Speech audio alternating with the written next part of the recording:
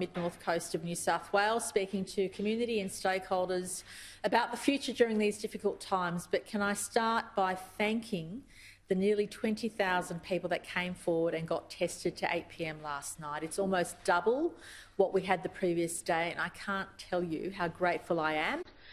Also in that period, we had zero community transmission, both great signs of having no community transmission and also having higher rates of testing. We had a good health advice this morning and consultation with colleagues, and the best health advice is that we should wait another week before we ease restrictions, but I do want to assure the community that the government's intention is to get as close to pre-Avalon conditions as possible next week. That is what we're aiming towards. So if we keep the case numbers low, and it doesn't have to be zero every day, but so long as the case numbers remain low and so long as the rates of testing are pretty good, that we will move as close to pre-Avalon as possible in a week's time. And I want to in particular highlight the concerns expressed to us by events around weddings, because we know the angst that's causing people, and this is the last weekend you'll have to go through before there'll be some relief. And we appreciate for families and also for those who are conducting those events the financial and emotional stress that has been caused. But please know that if things continue the way they are, by this time next week, there will be certainly decisions made around getting to us as close as possible to pre-Avalon conditions.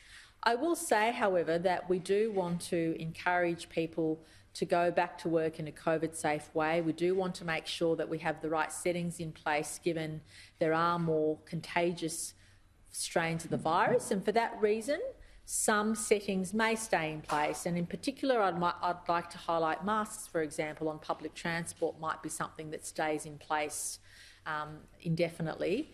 But for the vast majority of restrictions, we would like to see things go back to pre-Avalon as closely as possible next week. And I do want to say to the community, thank you for your patience, thank you for supporting our health advice, and thank you for coming on this journey, because together we've achieved the results we have and relief is around the corner. Now, if we move too quickly in easing all these restrictions, that could cause a flare-up we don't want. But more importantly, we don't want to be in a position where we're announcing things ad hocly. We'd much rather go back to the community and say, pretty much things are reverted back to what they were pre the Avalon cluster breakout, and that's the position we'd like to be in about a week's time. And I just want to thank everybody for your vigilance and thank everybody for coming forward to get tested if you have the mildest of symptoms. And we also appreciate that some times of the year and some days causes more people to come forward for testing than others. But so long as we keep the number of cases low and as close to zero as possible, obviously zero community transmission is our aim, because unless you can guarantee that, or at least unless you can get close to that, there is always the risk of a flare-up, which we don't want. But so long as we can keep case numbers zero or confined to existing household contacts, and so long as we have good rates of testing in the next week, there's no reason why we can't go back as closely as possible to pre-Avalon conditions, with the exception potentially of masks in some high-risk settings, which we think is a good way to give people confidence to be able to go about their business, especially in relation to returning to work, and especially returning to work in a COVID-safe way in the larger cities, in our CBDs, which prior to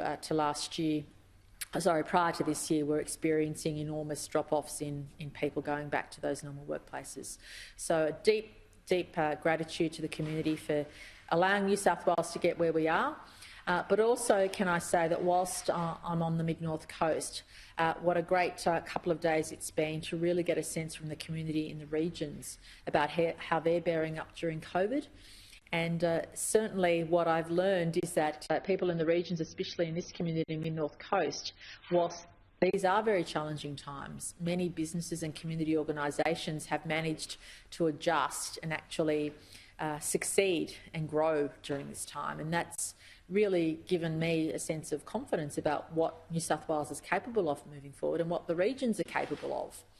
And it was pretty good to be able to listen to businesses and organisations who've conveyed how they've managed to really pivot or adjust their business given the current difficulties and really managed to thrive. And I just want to thank the community of the Mid-North Coast for your positive attitude, for your sense of enthusiasm, but also for your resilience. And it's really been heartening to see.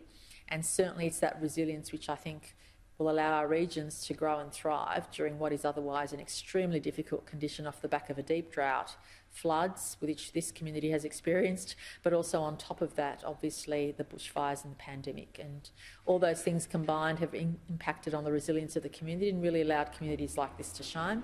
And please know that the government's support through infrastructure funding, whether it's roads and health and transport, will make sure, and education will make sure that we support the community during this time. And I, in particular, want to thank and acknowledge Minister Pavey. Not only is this her electorate, but her major responsibilities across the state in water and property and housing have ensured the government is able to deliver in those vital areas. And I wanted to thank and acknowledge her contribution, but also ask her to say a few words about the Mid-North Coast, and then we'll take questions. Thank you.